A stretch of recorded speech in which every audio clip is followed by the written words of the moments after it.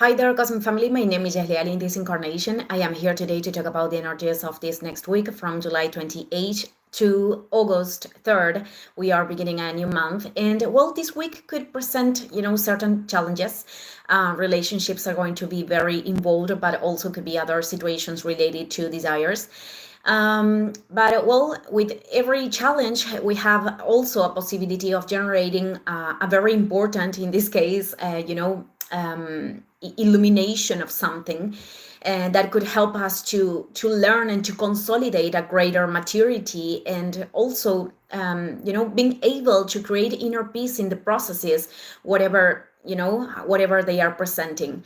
So you are going to understand better when I am explaining these transits. So tomorrow, July 28th, we have Venus in Gemini creating a sextile with Chiron in Aries in the degree 27. So a sextile, it is an opportunity that requires an active participation of our side.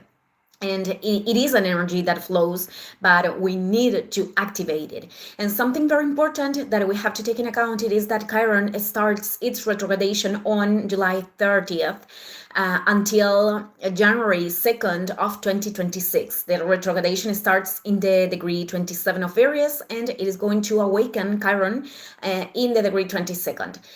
This means that already, it could be showing certain imbalances that are the ones that were present, along our incarnation, and that were shown, during the transit of Chiron in Aries. Because the next year, Chiron is going to make the first entrance in Taurus. But, this asteroid is very linked, the transits, are in synchronicity with feeling this incapacity to initiate or to accomplish something. Could be the sensation of not being able to make a place in the world, or not being accepted for who we are, the fears, insecurities, the comparisons. And Chiron in Aries has the tendency to show these wounds in very reactive ways. This is the primary instinct. Therefore, the sextile with Venus could be this opportunity of observing what we are transiting from other perspectives, and even if there are experiences that necessarily molded the wound, also those experiences are the ones that are enabling the gift that is being born from resilience. And resilience is something that we can enable at first, recognizing that behind the anger there is pain. And I think that it is also important to stop blaming to the external for everything that we experiment in the present moment, and to start to incarnate the decisions that are taking us to that rebalance, whether these are inner movements, perceptions, or external ones. And certainly there could be situations, specifically relationships, that are going to show that pain that wasn't transcended yet. And more than looking for the total transcendence, like I want to heal this forever, this is more about cultivating an acceptance and ways of approaching that can be a bridge of learning, of integration, of light. I'm saying this because there could be a lot of tendency to projection or feeling very, very reactive, and because those situations will touch a very uncomfortable point, and we can add in here that not everyone is making this practice, taking this practice of being aware of their acts, their impulses, their pain. So this could be a very conflictive energy, but this sextile, it is giving that support point that I repeat, we have to do the exercise of taking it. And this could be like generating an agreement, being able to step into the perspective of other person, and understand how they are acting from their pain, or perhaps it is the possibility of integrating inner perspectives. We didn't find an encounter between them. For example, the fact that we can understand other people, and at the same time we can validate what we are feeling, we can validate our experience. Without that comprehension means that we don't have to respect our boundaries or justifying a reaction, an imbalanced reaction, nor from others, nor from ourselves. And I think that this comprehension, of the sextile between Venus in Gemini and Chiron in Aries could be linked with, in certain relationships, could be linked with opening new possibilities and enrichment dynamics.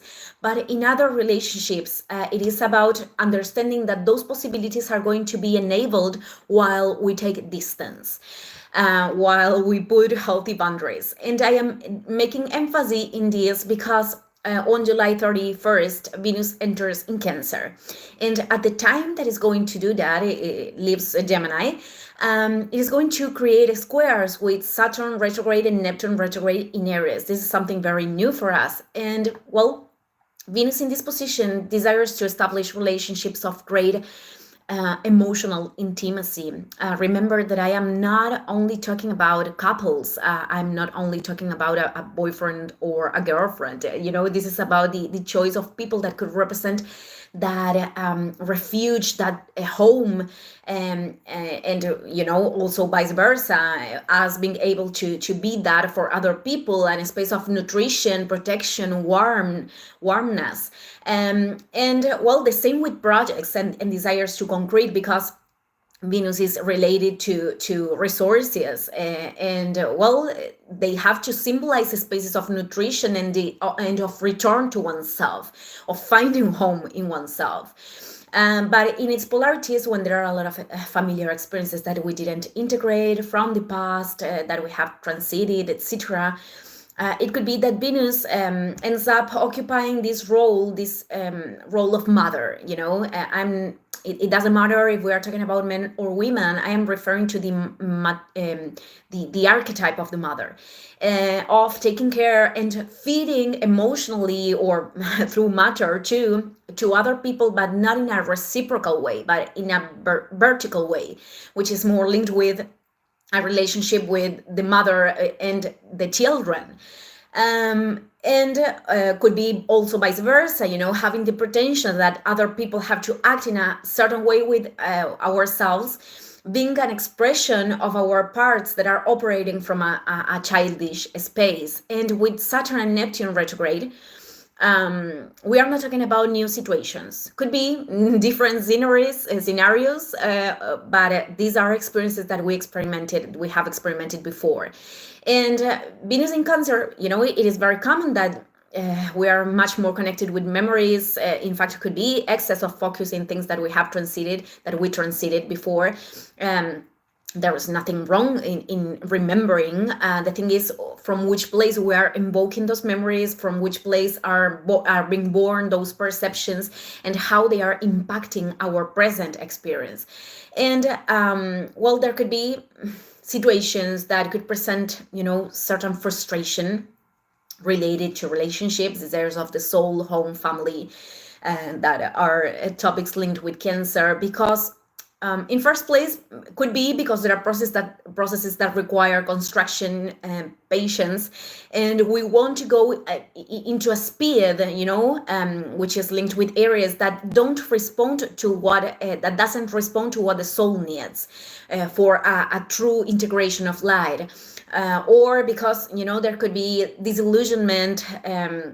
This revelation, this falling of veils, more linked with Neptune. And well, I many times have told this because this is a blessing. These veils falling out are a blessing, because even if they are, if they result very painful for us, because they allow us to connect with reality as it is, because they allow us to see ourselves as we are. And if we have projected an idealization with someone or something, and that is far away from reality, it is because there is a desire of seeing things as we want and not as they are being shown. This could be, this could happen for many factors, but we can make a summary in that we probably feel that reality is too harsh or painful, and as a way of finding that external shelter, because in Cancer we are masking the experiences so they can take the form that we want. But those mechanisms actually are preventing us from making the decisions, establishing the boundaries, sustaining the energy in time, because the will, the will of quick results, it is also a Neptunian escapism from the discomfort and the learnings that we are transiting. And while assuming the responsibilities for our acts and directions and doing whatever thing we need to do in the end to truly consolidate experiences that are approaching, that are approaching us to those desires of the soul. This could also be a process in which we are identifying desires of the ego that could actually connect us with desires of the soul.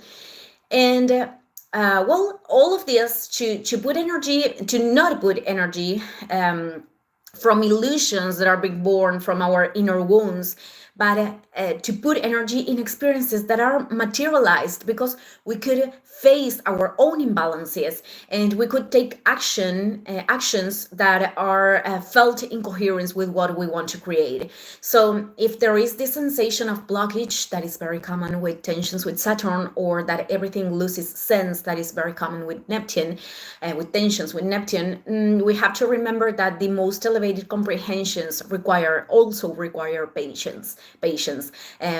We don't always access to the the comprehension or the information right here, right now, and that a blockage is truly a situation that invites us to discover a path that we weren't considering, or a form of approaching the path that we didn't put light in to transcend it. And accepting the limitations of the present and the lessons that life is presenting is also a way of moving forward. So the last transit that I'm going to mention today, it is the Sun in Leo, having this encounter with Mercury retrograde in the degree 9. Mercury initiates a new cycle every time that makes this union with the Sun, and accompanies in a very synchronical way everything that I have mentioned before, because, well, we could be connecting with information, with a conversation, or accessing to the inner light simply, regarding situations that we experimented before Mercury retrograde. And this, could be enable the understanding of our identifications, of the things that are not allowing us to shine, of the repetitive patterns that are emerging from this will of seeking external validation, or the seeking from places that are not making us feel authentic and in our center. Or could also this union be linked with reaching, receiving these ideas of how we can approach creative processes that were stagnated, and that connect us with passion and inspiration. So I am going to end this video here. Thank you, everyone. See you in the next one. Ciao, ciao.